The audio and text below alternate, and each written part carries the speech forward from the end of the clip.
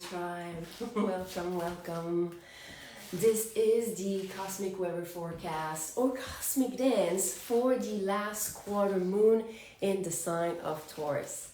I'm gonna wait a little bit and see how people are feeling because the energy of this full moon is still very strongly felt even in the upcoming last quarter moon in Taurus.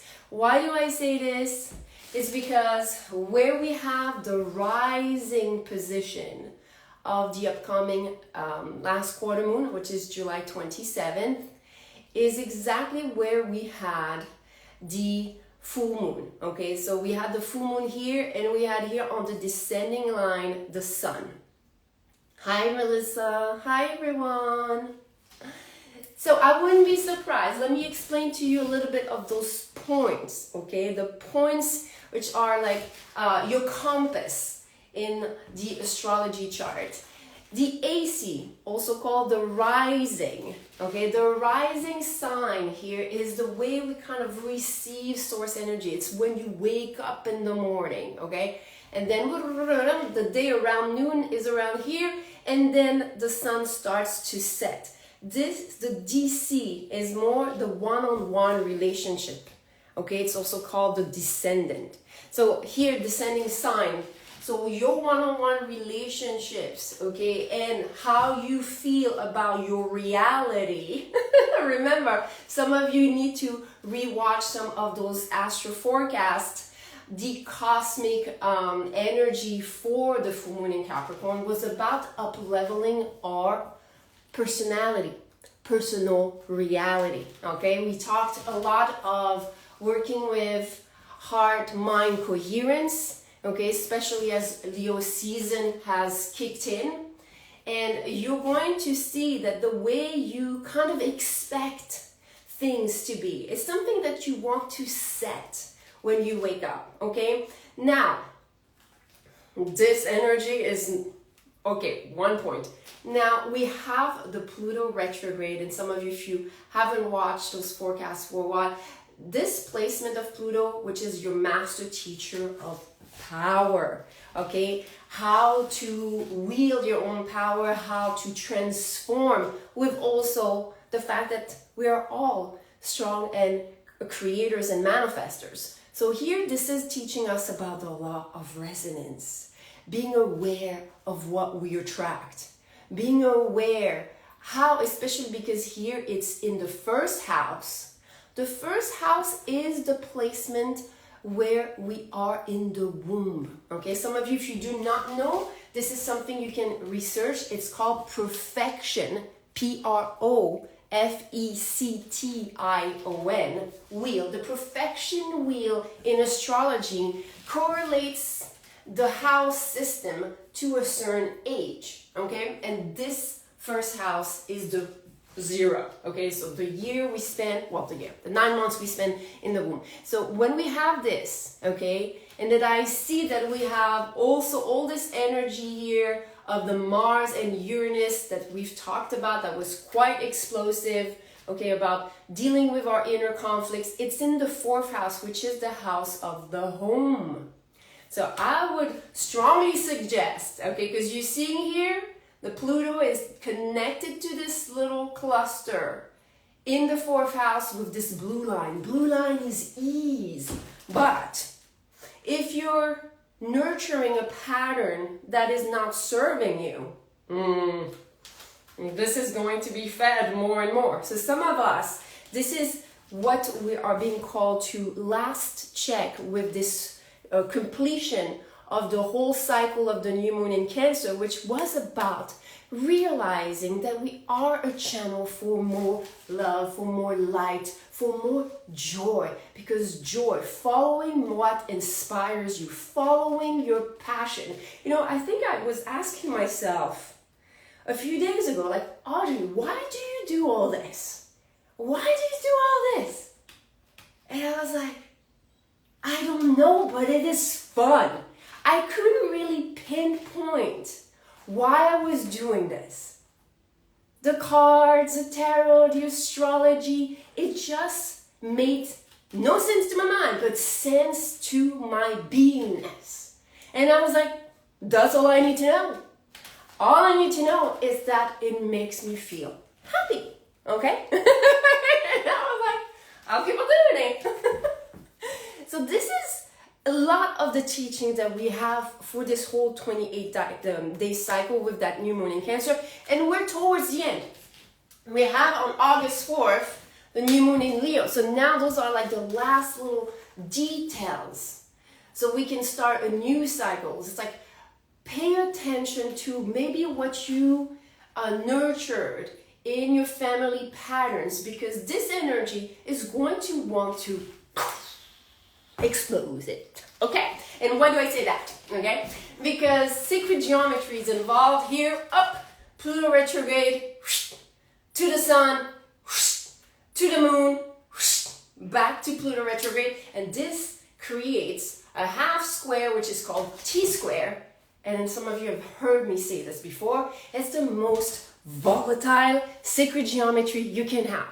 And where it explodes, it's where we have the apex, so that's the moon, okay? So the moon right now is in the degrees of Taurus that I know very well, because I have my Chiron retrograde there, okay? So my deepest moon. Those are the degrees of Taurus that ask of you to see the silver lining, the gratitude, the blessings in disguise, okay?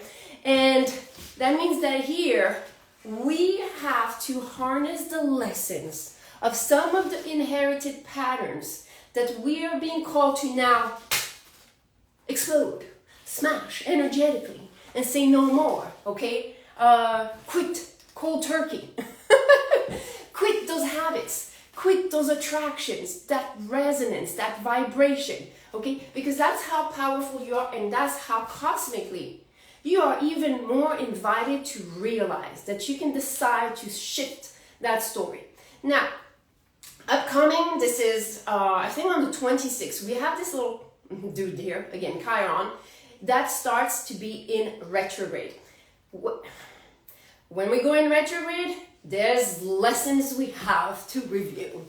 And the placements of Chiron is for everyone involved collectively. We are in the degrees of Aries that are making us reassess the balance of our creation, because Aries is the one that sets the ground for creation. It's like setting a grid, setting a vision, you know, highlighting, okay, I'm going to be doing this, but it's the beginning, okay? So now we're going retrograde, and it's going to show you, like, how are you able to deal with maybe some of the invitation of the universe having to remove certain aspects, okay? How teachable are you to allow those shifts?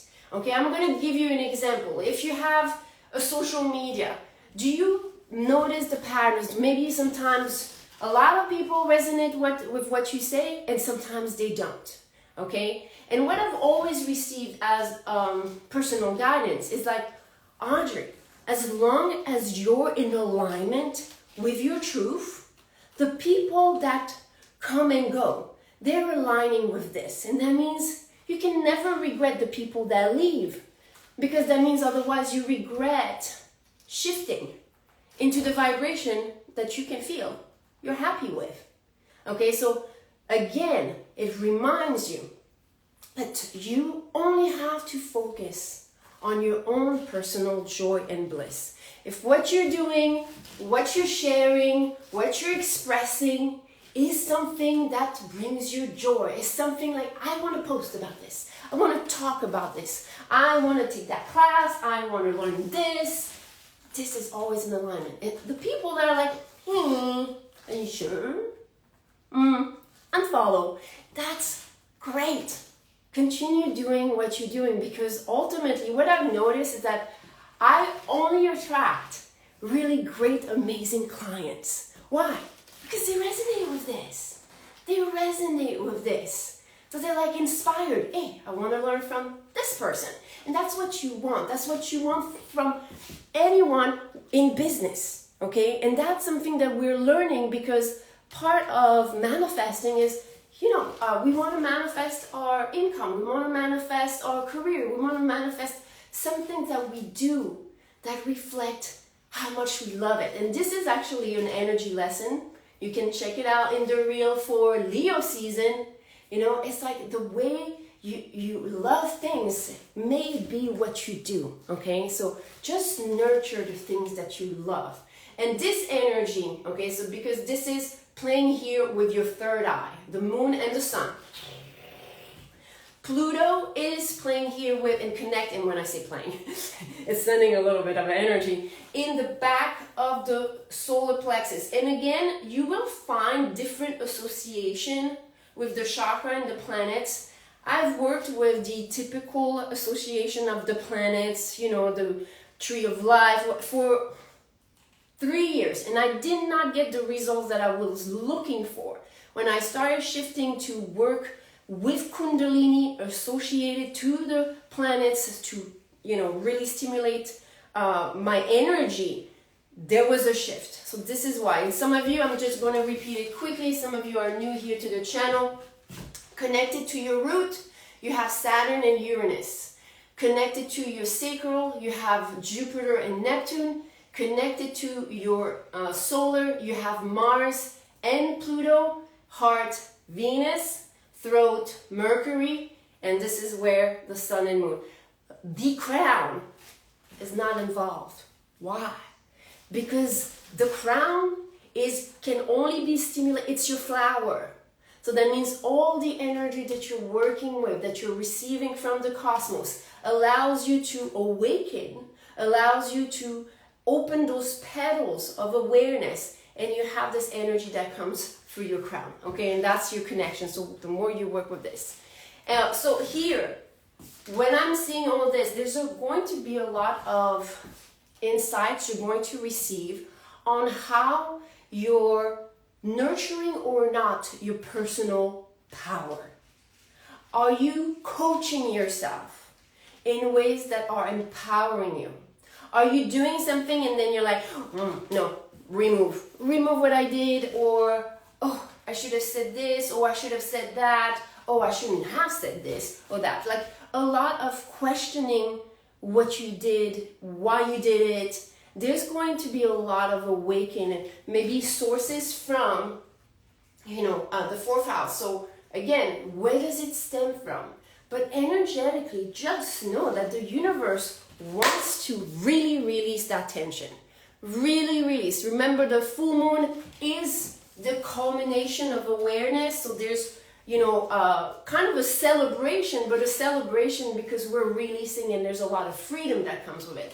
When you're getting to the last quarter, if you're feeling any type of intensity, it's because the things from the full moon, there were still some things that you were not seeing. And that's okay. It takes, be comfortable with how your higher self knows how to dictate to you how to have and receive those insights, okay, those moments of clarity.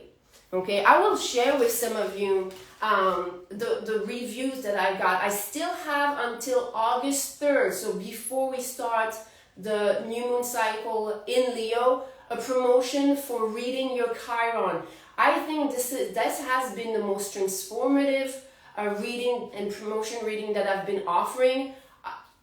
I've been loving this.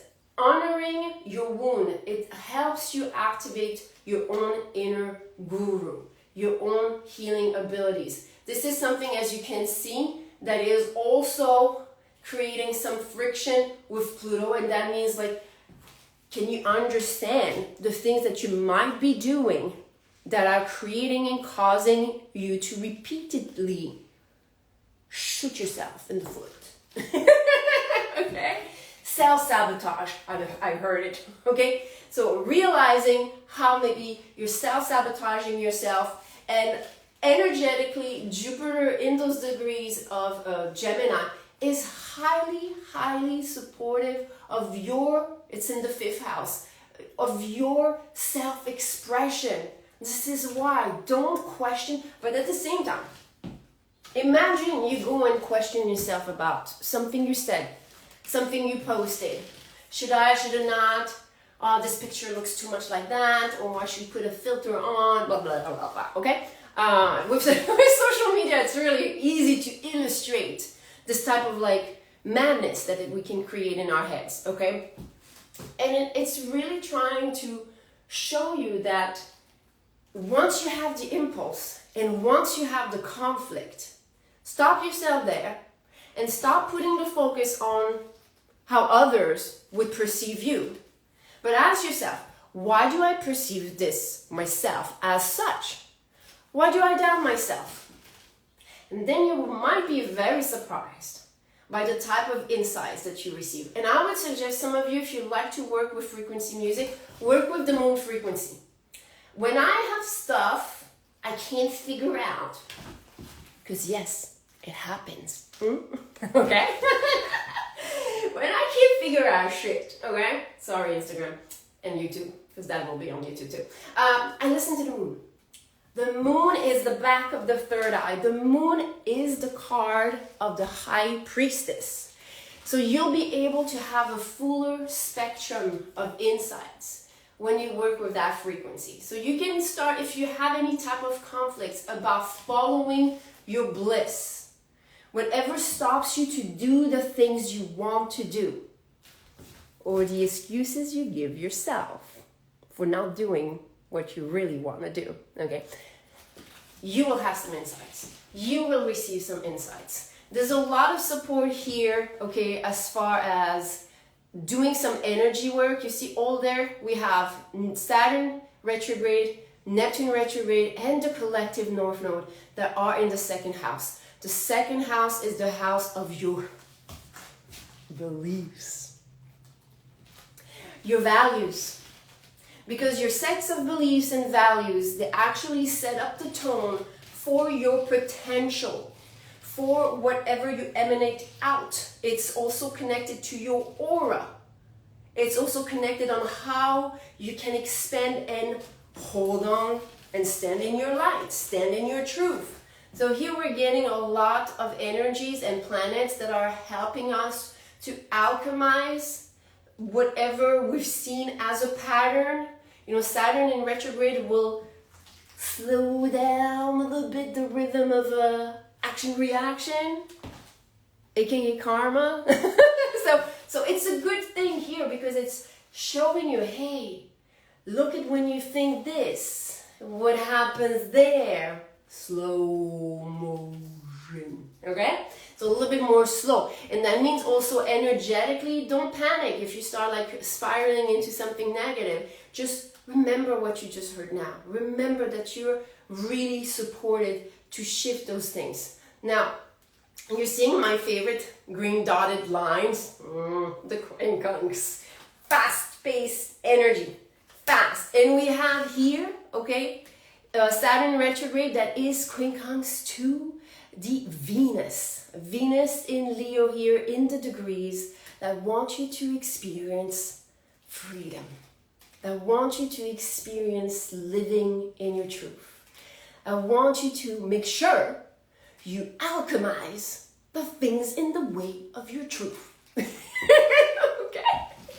And I don't know why I do all those things energetically, but this is how I feel the energies in the cosmos. Okay? That's what happens when you meditate with planets all the time. Okay?